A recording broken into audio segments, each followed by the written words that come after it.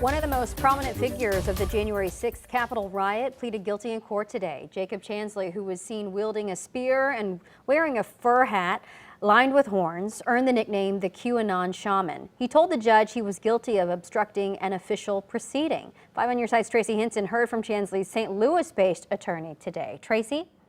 Michelle, because Chansley's attorney, Al Watkins, is based here in St. Louis, he wants his client moved to the city before sentencing in November. This is nice. Free the shaman.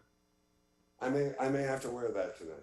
The shirt was handed to Al Watkins during his post-court Zoom presser. His client, Jacob Chansley, the QAnon Shaman, pleaded guilty to obstruction of an official proceeding, an act Watkins says was undeniable.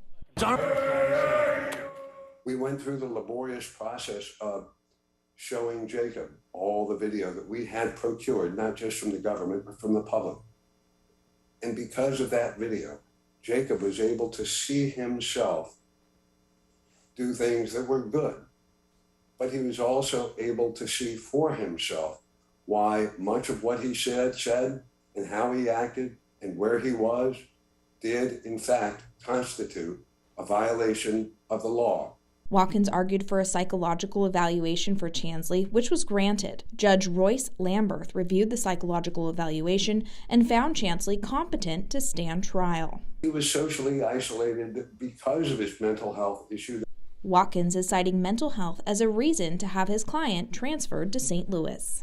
We are working very hard and diligently to put the Department of Justice and the Bureau of Prisons in a position of comfort about a format that will involve medical care, mental health care, secure living arrangements, and access to counsel for Mr. Chansley between now and sentencing. Watkins is hoping to have Chansley transferred before sentencing on November 17th.